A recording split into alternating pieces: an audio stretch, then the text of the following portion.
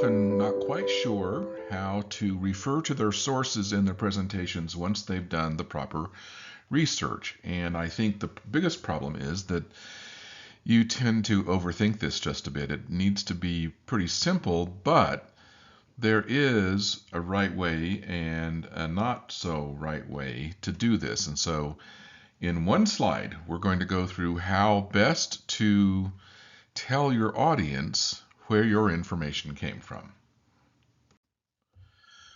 Assumption number one is that you have found the proper sources, and so for your presentations you will be required to use a certain number of either credible or scholarly or some of each sources, and those are explained elsewhere, so I won't go into detail there. You should just make sure that you understand what a scholarly source is and what a credible source is and do the proper research.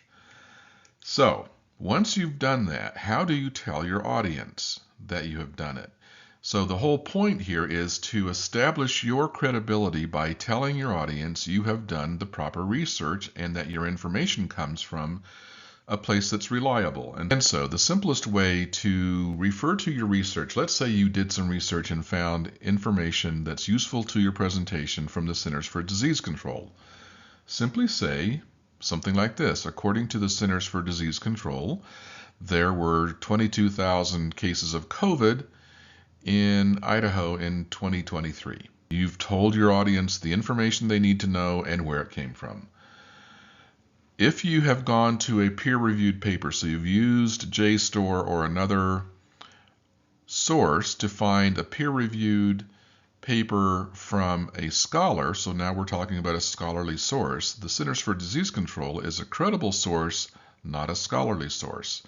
A peer-reviewed paper in a peer-reviewed journal is a scholarly source. And so you can say a peer-reviewed paper by Dr. Fred Flintstone found that of the 22,000 cases of COVID in the United States in the month of August 2023, only 72 resulted in fatalities, something like that.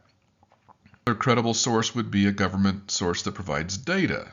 So you can say something like, Idaho is the largest producer of potatoes in the country according to the U.S. Department of Agriculture. Just that easy.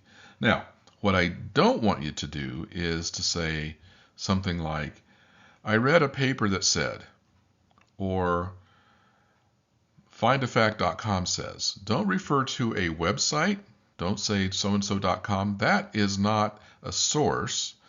That is a medium through which the source is delivered. Who puts out the website? Where did the information come from? Specifically, tell your audience. So if you got it from, let's say you got it from universityofcalifornia.com, or it would be universityofcalifornia.edu. You don't want to tell your audience what the URL was. You want to say, according to researcher Dr. Joe Smith of the University of California, Berkeley.